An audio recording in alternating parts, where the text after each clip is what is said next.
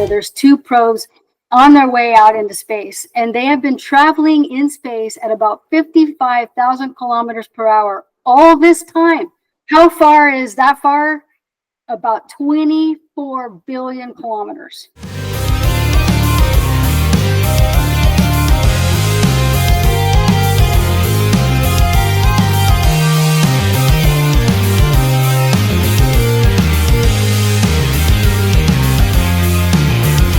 Hey, what's up, BK?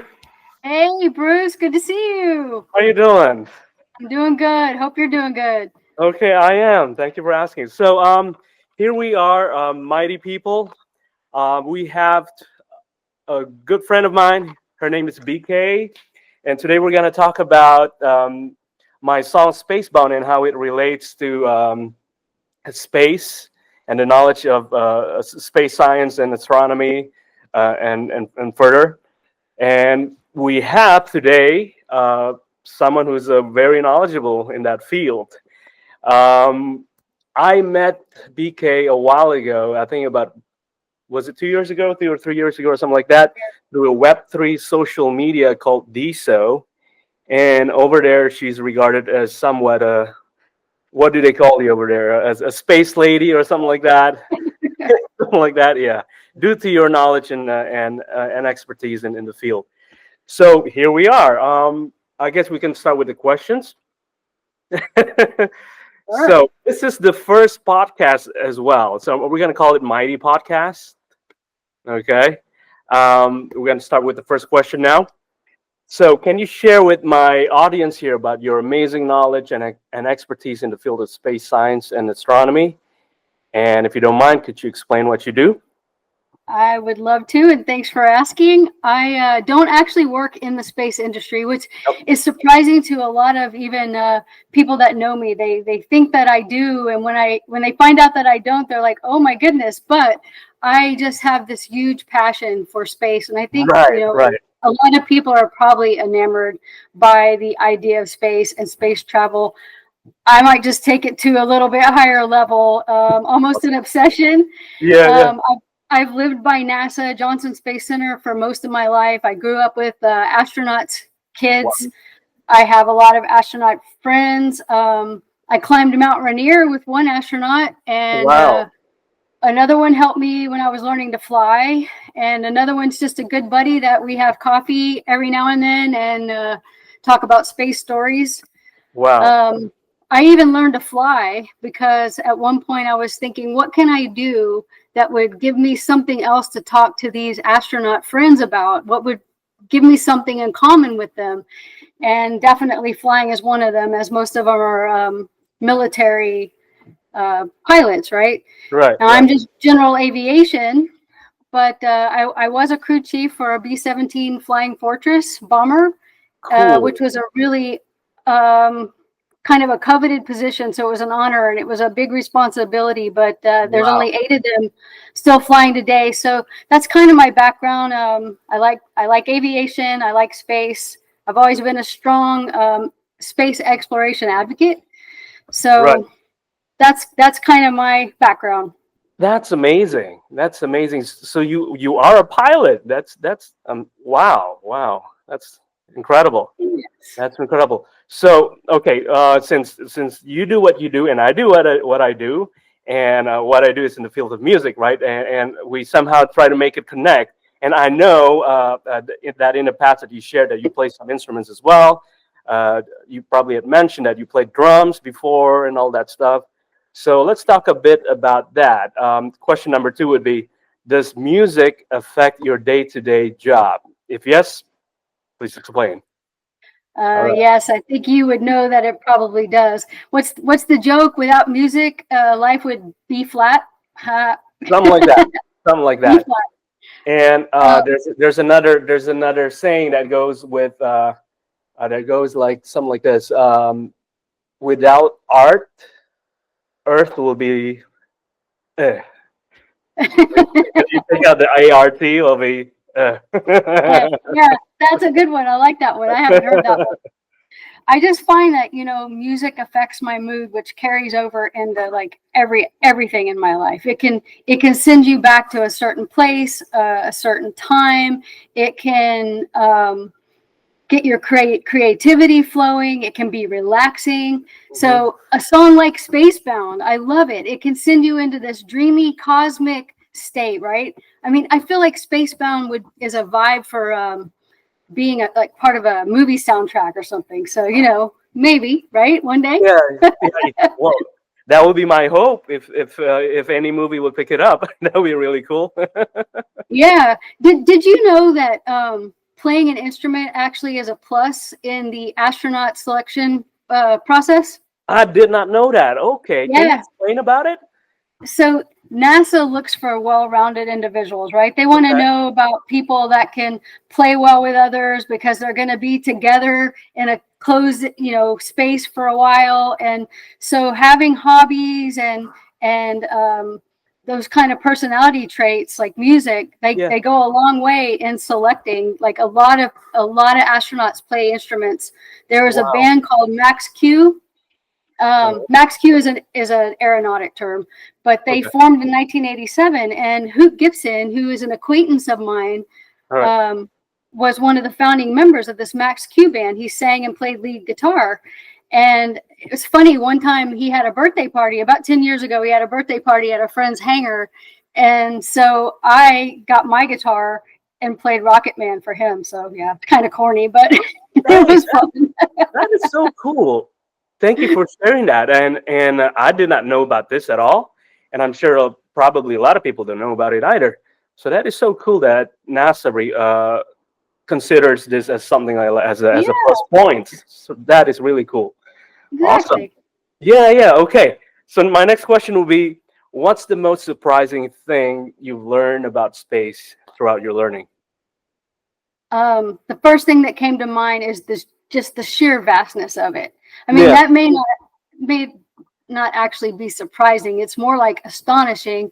But I think that the normal person that doesn't know much about space or space travel is surprised when they hear some of the facts. You know what I mean? Yeah. Like they say never say never, but I don't think mankind will ever be able to know what's really out there. The universe is expanding. Wow. We will never find an edge, let alone like we probably won't even find the center.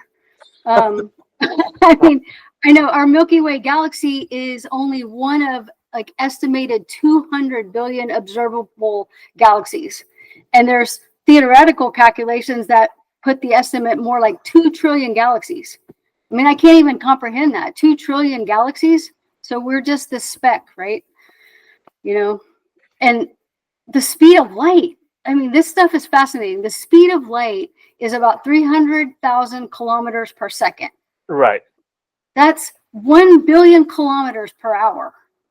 1 Wow. billion.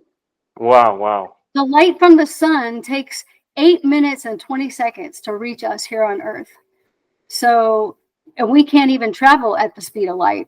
So we'll never be able to get to those places that we know about or read about, because just the theory of special relativity, and that gets really deep. So if anybody wants to know why we won't be traveling at the speed of light, they can go brush up on that. Yeah. Just the numbers are so astronomical. Pardon the pun. Read up on Einstein, and still it still won't get you to establishing what do they call it? I kind of hear things about it here and there. Although obviously I'm an amateur, people wouldn't come up with the theory of everything. Is that what you call it? TOE? Yeah. And even Stephen Hawking tried to do that, and until his death, and he still couldn't achieve it. So exactly. But it kind of does make you feel, I think the word would be spiritual about it. For sure. Yeah, it makes you feel really humble, and how it's beyond words. It's beyond words. That's exactly it. It's beyond words. And I tried to capture that I tried to capture that in a 3 to 4 minute song, Spacebound. But obviously, that is not enough. Way not enough. My I gosh, know. it's yes. Again, spiritual. It might be the best word to describe it. I think that's a great word. Beyond words. Yep. So, moving on to the next one. This is another thing that I want to ask. How has your role as a space connoisseur shaped your perspective on humanity's future in space exploration? Yeah. There's a lot of people that think that exploring space is a waste of time. Hmm. There's a lot of people that still think the Earth is flat too, but that's for another discussion. But That a can be lot an of people, question, a discussion.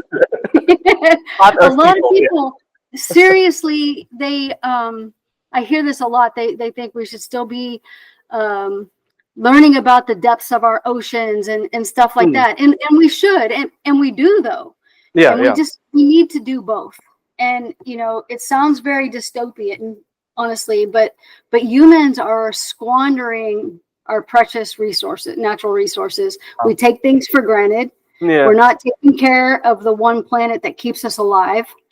I think we are starting to slowly change that. I think we're starting to look at that, and we're taking a deeper dive into trying to reverse course. Yeah.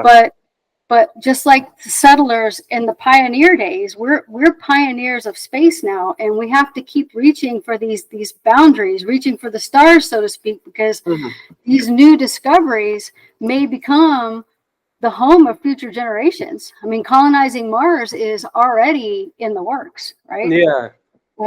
We have to keep expanding our knowledge on propulsion and energy to get rockets further into space. Right. Currently, human spaceflight beyond Mars will need a type of rocket that can house generations of people because it will take so long to get there. I mean, that's just like you see in the movies, right? It sounds like science fiction, but the future, we're living in the future now. Right, right, right.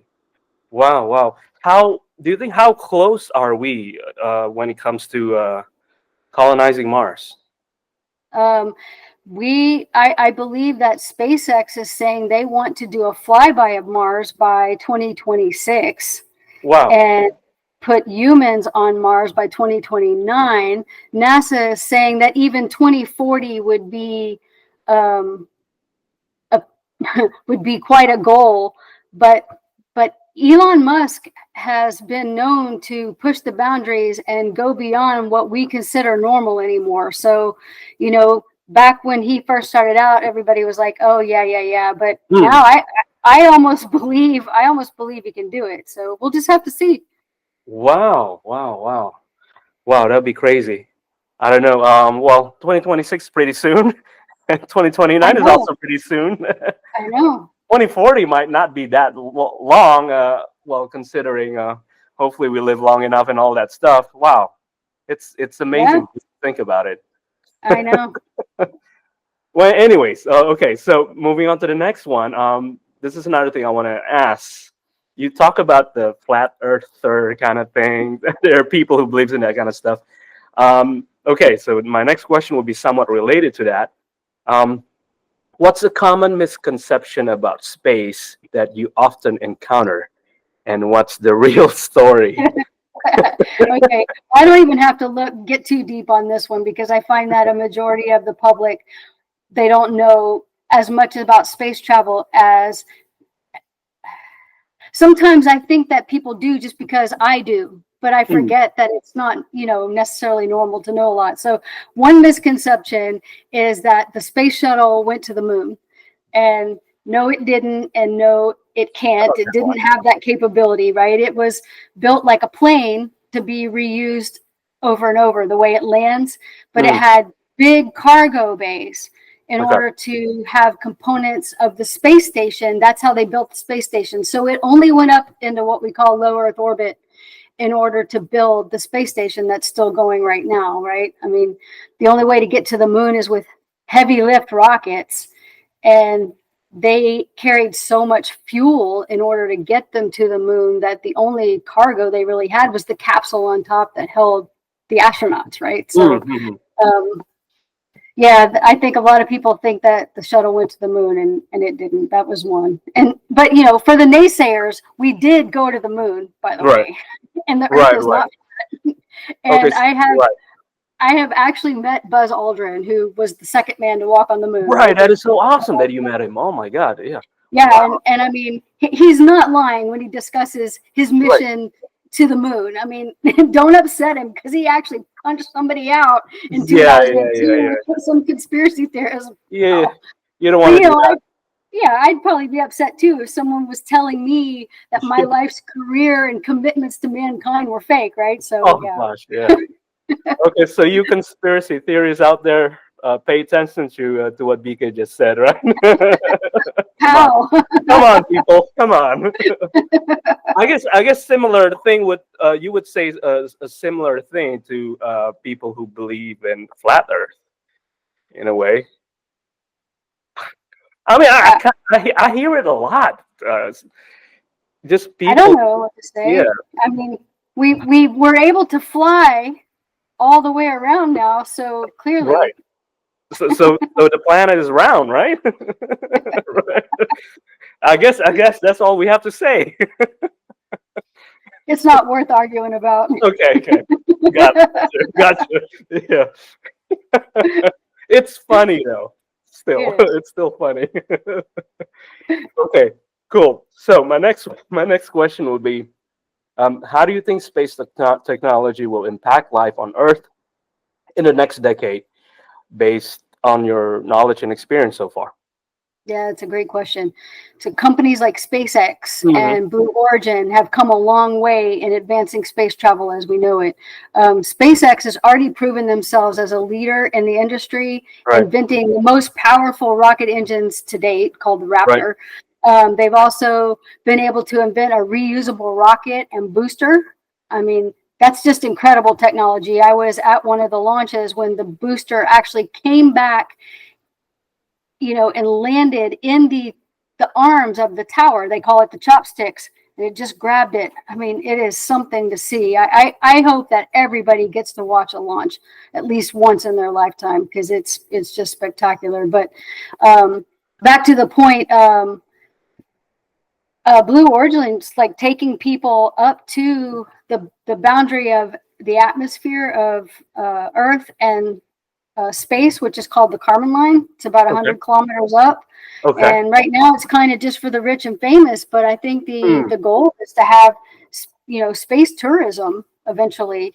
Wow. Hopefully the price will come down where that'll just be a way of traveling. I mean, this is kind of just my opinion. This is just something that I think about, but can you imagine being able to pop up into space, which only takes about 8 minutes, and traveling at the speed of like when you're in orbit, which is 28,000 kilometers per hour, and then stop popping back down. You could get up and over to a meeting halfway around the world in 15 minutes. I mean, it's just would just be crazy. That would definitely change the way that we look at the world right now as we know it.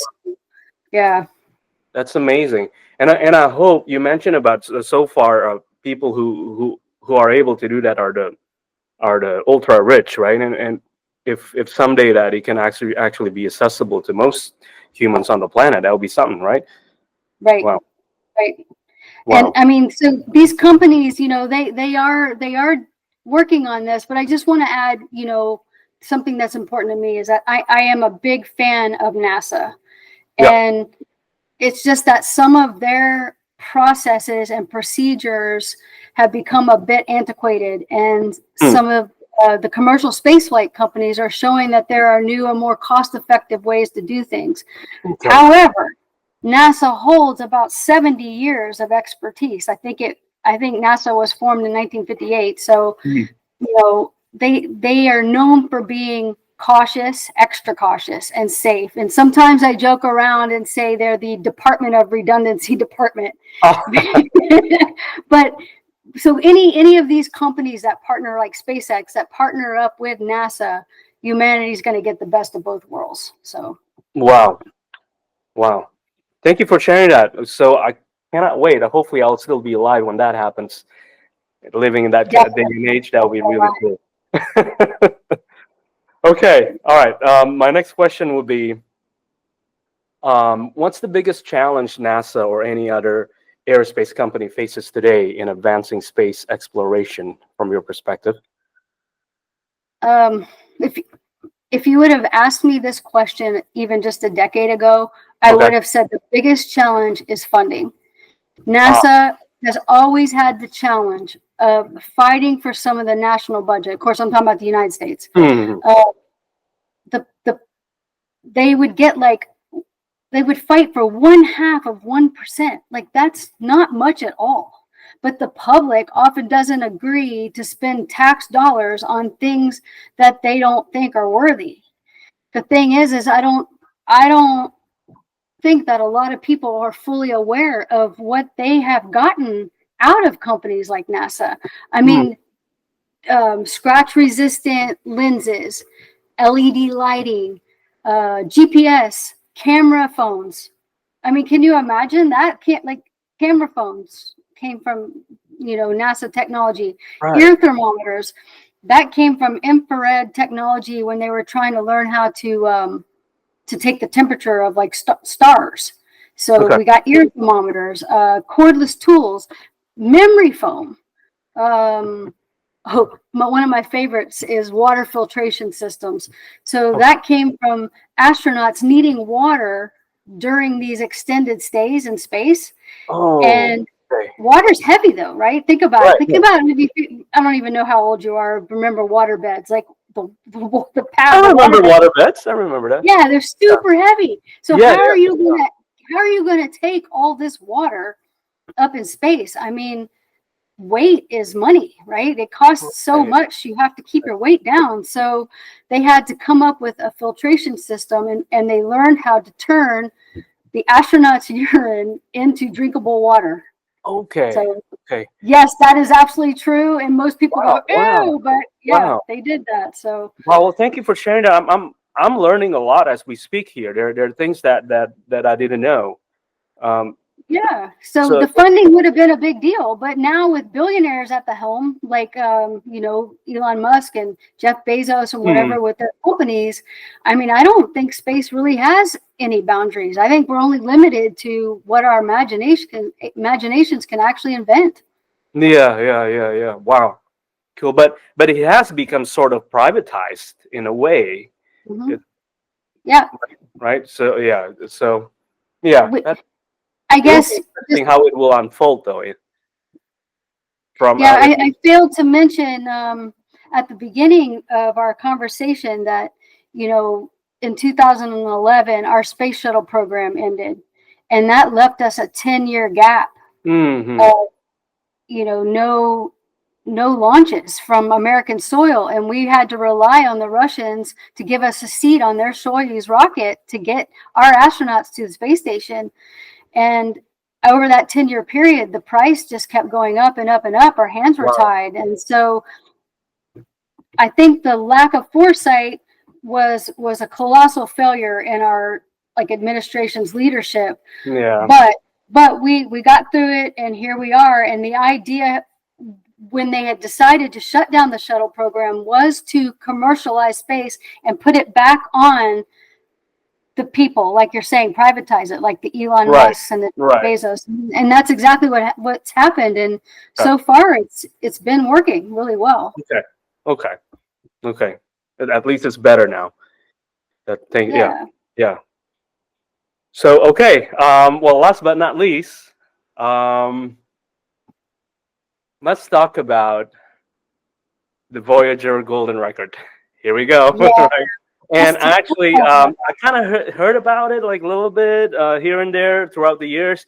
But then again, I remember back in DSO, again, the Web3 social media platform, for those who don't know, that you actually posted about it, if you remember.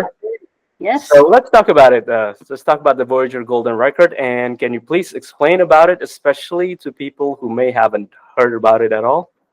Right. I mean, this was an amazing achievement because you're talking back in the 70s here. These Yeah. golden records were made for all of humanity. So Wow. I'd like to just briefly talk about the logistics of it, and then discuss the significance. So, in August of 1977, NASA launched Voyager 1, and then about 2.5 weeks later, they launched Voyager 2. So there's two probes on their way out into space, and they have been traveling in space at about 55,000 kilometers per hour all this time. And now they're both in interstellar space. There is no human-made object that has traveled that far. And Wow. so how far is that far? About 24 billion kilometers. My gosh. 24 billion kilometers away. And what's really cool is that NASA's JPL, that's the Jet Propulsion Laboratory in California, they're still in contact with these probes. And twice they lost contact briefly, once in 1979 and once recently, like last year, 2024, I think. And they fortunately reestablished contact, and they expect to still be in contact with the Deep Space Network until about 2036. After that, I don't know, but those probes are expected to just go and go and go. So Forever. here, Wow. this gets to the significance part. I mean, Yeah. back in the 70s, when space travel was still pretty new, it was like an engineering marvel, and people, rightfully so, were proud of their accomplishments. Hmm. People thought that we're going to finally be able to make contact with possibly, other life forms, right? Hmm. Hmm. So now we kind of know, because of our technological advances, that it's going to take much more to make first contact. I mean, we've got to come up with faster rockets. We've got to get further out into space. So I don't know, but these records will probably be the first thing that reaches any kind of, alien life form, because they're going to be so far out into space. So Hmm. they put on these records all kinds of images, of scientific diagrams, equations, trying to explain where the records came from, Hmm. and where Earth is, showing Hmm. the solar system with the sun. They contain greetings in 55 different languages, Wow. messages from the UN and from our US president at the time. Right. There's sounds of wildlife and nature and songs from all over the world, because Wow. music, as you know, being a musician, is the one thing that has no boundaries amongst humans. I mean, we may not be able to understand the lyrics because we speak different languages, but we can all hear the music. And I mean, music is just, to me, so much more than what can be put into words. Yeah. And this is why I have such a fascination with your musical talents, because the fact that you can sing and play more than one instrument is a real talent. Appreciate it. And being able to play them all at the same time, you're a prodigy. Appreciate the kind words, PK. Thank you. So, I mean, But hearing you speak just now about the Voyager Golden Record and what the initial mission was before it was launched, and for the fact that it's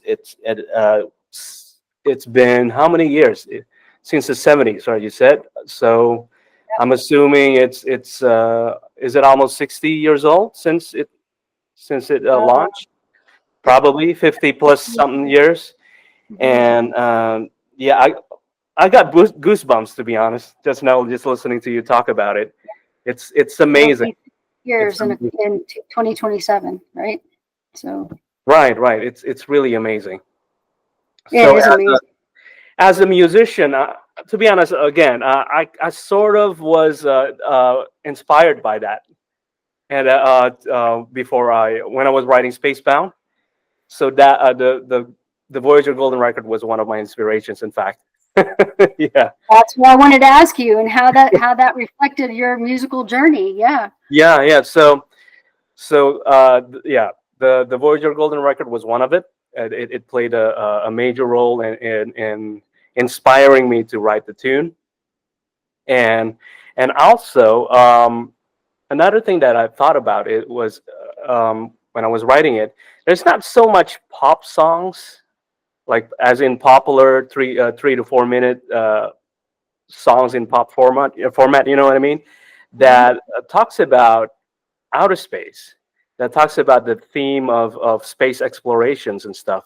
I mean, you hear a lot of love songs here and there and Right? all that stuff. But as far as music that relates to space, especially pop music, it's there's not a lot out there.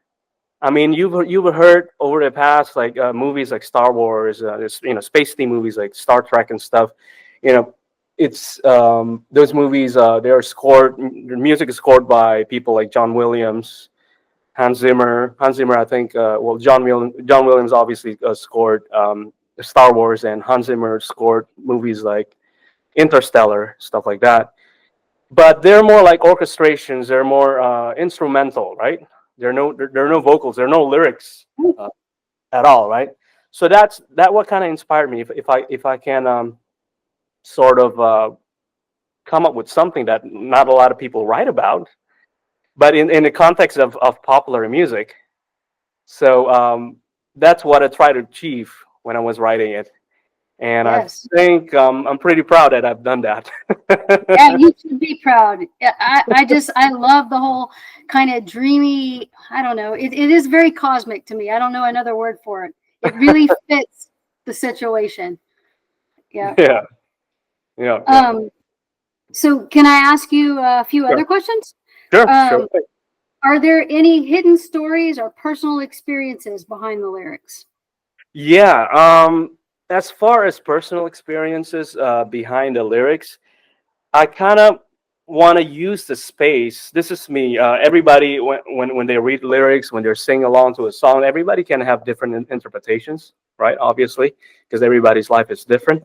But to me, the space thing lyrically is more like a metaphor, so to speak, to Mhm. just journey in life in general. I mean, there will Oh, be if you pay attention to the lyrics, there will be some challenges. You might bump into asteroids throughout your space travels. That reflects life in general.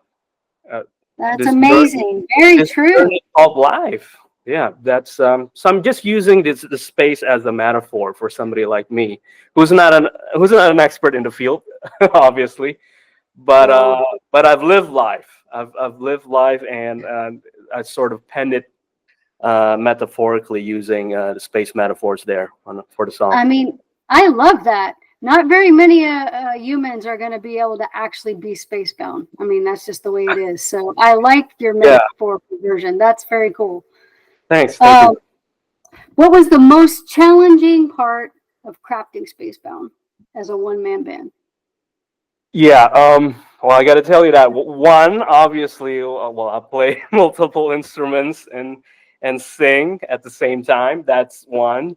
But that applies to all songs. But on this Right. song in particular, not only as a one-man band who has to tackle multiple instruments at the same time, but um, I'm digging deeper into what people call nowadays math rock.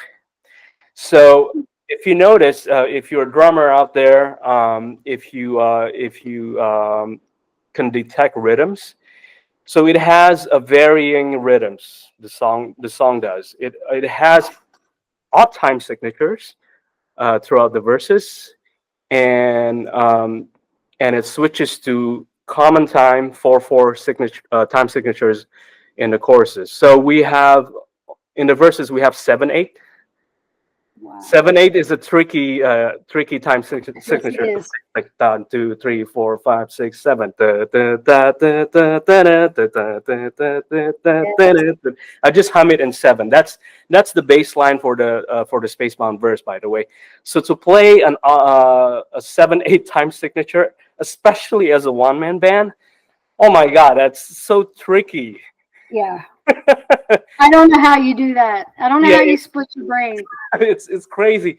But then again, I'm a guy who likes to focus. If you keep practicing for hours and hours, eventually you would get it. This is what I tell to my students. I'm a music educator as well, by the way. So anything that that you keep doing. Although it may seem difficult at the beginning, but if you keep doing it over and over without analyzing it too much, just doing it by repetition, it's amazing how your brain can rewire itself, and new neurons and new neural pathways will actually be formed, and eventually it will become part of your reflex, believe it or not. So when I play as a one-man band, I play guitar and drums at the same time and all that stuff.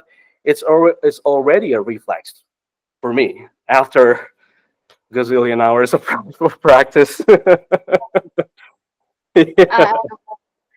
Yeah. Some people have a hard time, like playing guitar and singing is one thing because you're kind of doing the melody and singing. But when it comes to playing bass and singing or playing drums and singing, it can be really difficult. And you're doing it all. And I don't get it. I don't get it. Yeah, I guess I got too much free time on that one. Well, not really free time, but I have a pretty understanding wife, by the way. So for the past 10 years or so, I started doing this in 2015. I kind of did this earlier, but not as a one-man band. Back in college, I used to go to Berklee College of Music in Boston. I started playing guitar and keyboards at the same time back then. But after that, after graduating and then came back, leaving the U.S. and came back to my home country, Indonesia, started expanding that idea and started becoming a one-man band throughout evolution. Actually, it didn't happen in one night. Obviously, it took some time. And again, I mentioned about my wife earlier, so she was pretty understanding. So after my work, I pretty much finished work at 7. We own a music school here, so after everybody leaves, and the school is closed. It's a music school, so we own a music school here. I have a short dinner, and then afterwards I practice pretty much every night until 12 midnight. I used to do that back and then, from 2015 until 2019. Yeah, it's a little bit of obsession. Oh, speaking of obsession, your obsession is space. My obsession is music, right? So when you're that obsessed with something, you're eventually, you learn it. Yeah, you eventually master it. Eventually. Yeah. I think your hobby might go a lot further than mine, though. Hey, well, if you love it, it doesn't matter. You do it anyway, right? It can be a hobby. It can be something that you do to make a living, but you do it anyway because you love it. So how do you blend space themes with your unique sound? Yeah, that's a very good question. My answer would be lots of synthesizers. Yeah. So I use, for instance, during the guitar and keyboard solos, I use a monophonic synthesizer sound for the aggressive lead synth sound over there. And for the chords, I use synthesizer pad sounds to make it more ethereal and atmospheric and all that stuff. Even to the point that I don't know if you play guitar, if you're familiar with guitar effects. We guitar players, so we have guitar effects on the floor, right? So the technology nowadays are pretty advanced to the point that guitar players can actually start mimicking synthesizers. If you're aware of the recent development, so I use a synth-based sound on my guitar. So the bass line that I hummed earlier, that is in the 7/8 time signature, that is actually played on a guitar, believe it or not. Okay. It has a synth-based sound, but it's actually not played on a keyboard. It was played on a guitar. Yeah, very cool. Very cool. Producing synthesizer sounds, yeah. Yeah, that's great. And one more question for you, if you have time. What do you hope fans take away from Spacebound? With the current world,